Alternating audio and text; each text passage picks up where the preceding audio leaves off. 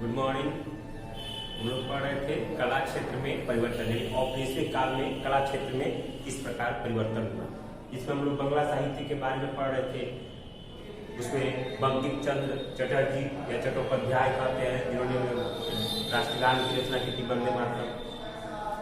या और भी थे विख्यात रमेश चंद्र दत्त ने साहित्यिक देशभक्ति और आर्थिक राष्ट्रवाद के बारे में लिखा, यानी भारत के जो अंग्रेजी शोषण कर रहे थे उसमें भारत के लोगों में राष्ट्रवाद की भावना, राष्ट्र प्रेम जागृत करने का उन्होंने सफल प्रयास किया और अपने लेखों, अपने विद्याओं, अपने कला के द्वारा उन्होंने लोगों में एक राष्ट्रवाद की चेतना जगाने का भरपूर उन्होंने प्रयास किया।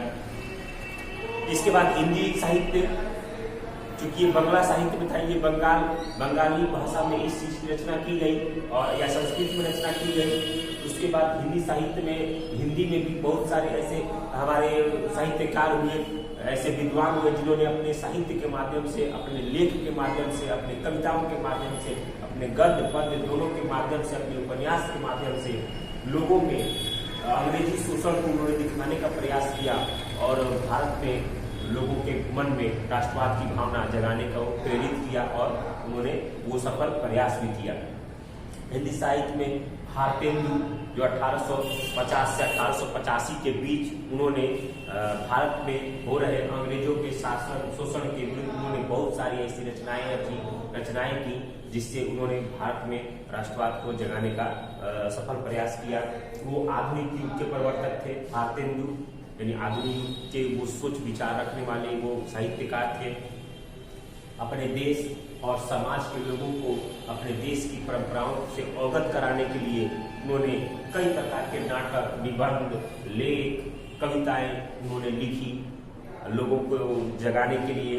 और उन्होंने अपनी रचनाओं में, अपनी विद्याओं में अंग्रेजी सरकार की जो शोषण नीति थी उस शोषण नीति को उन्होंने दिखाने का भरपूर प्रयास किया और उसी प्रयास से उन्होंने राष्ट्रवाद की भावना भी जगाने में उन्होंने कारगर साबित हुई। उन्होंने अपने कविताओं में लिखा है, अपने दोहे में लिखा है, कल के कल बल छलन सो छले के लोग इते लोग नित नित धन सो घटता है बढ़ता है दुख सो मार्की मलमल बिना चलत कुछ नहीं परदेसी गुलाम के मानवत भय गुलाम। तो इस तरह की रचनाएं वो रचते थे जिससे लोगों के मन में अंग्रेजी शोषण के विरुद्ध एक आंदोलन की भावना जगे, एक अपने राष्ट्र प्रेम की भावना जगे, एक स्वतंत्र का भाव आए और ज्यादा से ज्यादा लोग आंदोलन करने को उतारू हो और अपने देश को स्वतंत्र कराने के लिए प्रेरित हो सके। 20वीं शताब्दी के प्रारंभिक 2 दशकों शोषण, आजादी एवं प्राथमिकता के प्रति जो विचार था, जो रवैया था, वो आमतौर पर वही था, आमतौर पे था जो 19वीं सदी के दौरान उभरा था। लेकिन विश्व युद्ध 1914 और 18 जब विश्व युद्ध 1914-18 के बीच हुई तो उसके बाद जो स्थितियां थी वो और क्रांतिकारी हो चुकी थी, यानी परिस्थितियां जो थी और तेजी से बदल गई। अब मुद्दा केवल भारत की स्वतंत्रता का नहीं रहा। अब प्रथम विश्व युद्ध के बाद स्वतंत्रता का जो मुद्दा था वो सिर्फ भारत नहीं, विश्व के जितने भी देश पराधीन थे, विश्व के जितने भी देशों में उपनिवेश कायम था, साम्राज्यवाद कायम था, अब सब देशों के लिए वो मुद्दा बन गया था। स्वतंत्रता का मुद्दा हर देश के लिए बन गया था और हर देश अब अपने आप को उस गुलामी के, उस जंजीरों से मुक्त होना चाहता था। और उसके लिए उसके मन में यही एक विचार था कि आजादी कैसे मिले और जिस तरीके से आजादी मिले उस तरीके से आजादी लिया जाए। और उसके लिए देश के राष्ट्रवादी नेता, राष्ट्रवादी कवि, राष्ट्रवादी लोग, जिसके पास जो क्षमता थी, जिसके पास जो हथियार था, साहित्यकार जो था उसके लेख से माध्यम से वो अपना हथियार था, वो लेख लिखता था, लोगों के मन में जगाने के लिए जो हथियार चलाना चाहता था वो हथियार से लड़ता था, जो अहिंसात्मक लड़ता था वो लाठी चला के लड़ता था। जिस तरह जिसकी इच्छा थी उस तरह आंदोलन के लिए प्रेरित किया गया था। प्रेमचंद, उस समय प्रेमचंद थे, उन्होंने अपनी आहुति एक उपन्यास लिखी है आहुति। तो आहुति में एक पात्र है रूपमती। आहुति में एक पात्र है रूपमती। तो रूपमती उस आहुति लेख में क्या कहती है? कहती है कम से कम मेरे लिए स्वराज का अर्थ ये नहीं है कि जॉन की जगह गोविंद बैठ जाए। जॉन की जगह गोविंद बैठ जाए। जिन बुराइयों को दूर करने के लिए आज हम प्राणों को हथेली पर लिए हैं, उन्हीं बुराइयों को क्या प्रजा इसलिए कि सहयोगी की वो विदेशी नहीं स्वदेशी है?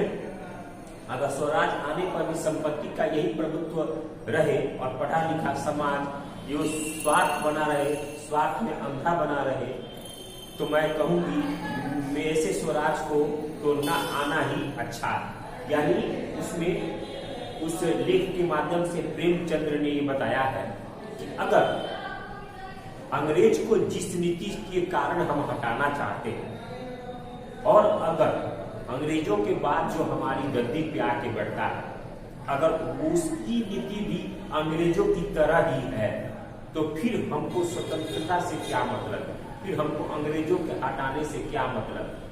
तो उससे अच्छा तो अंग्रेज ही है।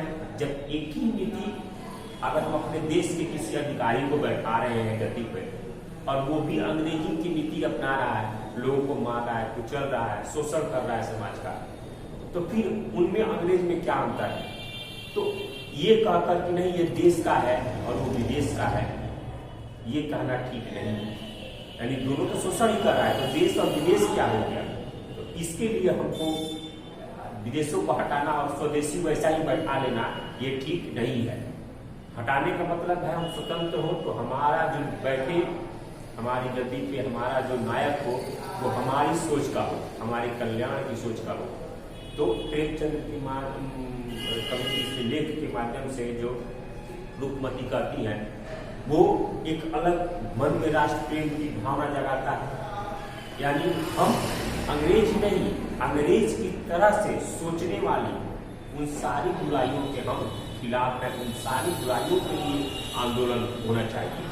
यानी आज के डेट में भी अगर हमारी गद्दी पे कोई अंग्रेजों की सोच वाला बैठा है तो हमारे लिए वो अंग्रेज जैसा ही है, हम उसको गद्दी से उतार सकते हैं। उसके बाद और भी बहुत सारा है। प्रेमचंद्र ने ही एक प्रमुख उपन्यास लिखा था 1931 ईस्वी में, गबन लिखा था। उस गबन में बहुत सारी महत्व को उजागर किया है।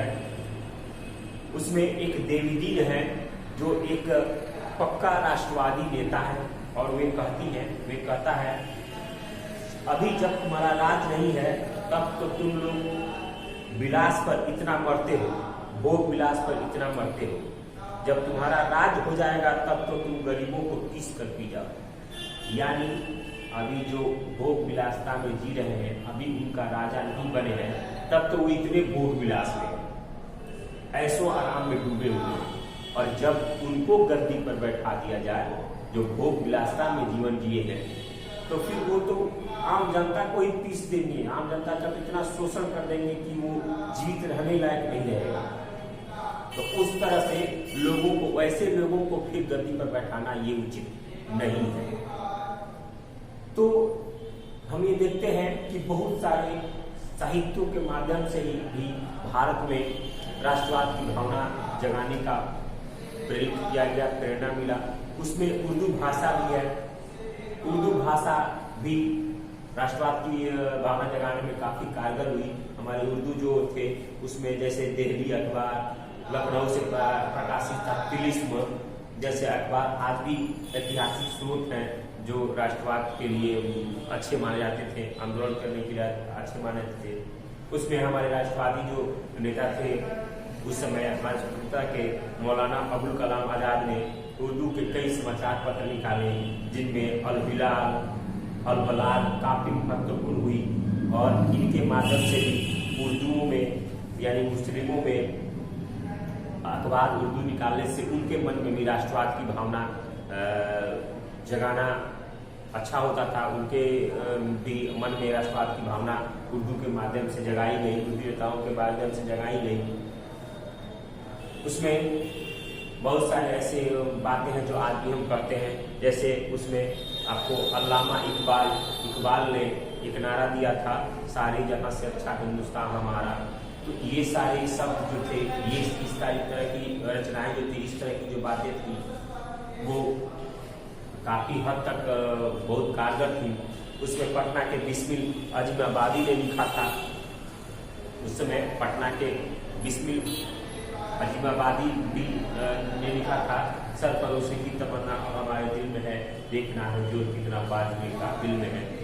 इस तरह की बातें जब समाज में निकल कर आने लगी, लेखों के माध्यम से लोग पढ़ने लगे, जानने लगे, तो उनके मन में अपने राष्ट्र के प्रति भावना जागृत होती चली गई।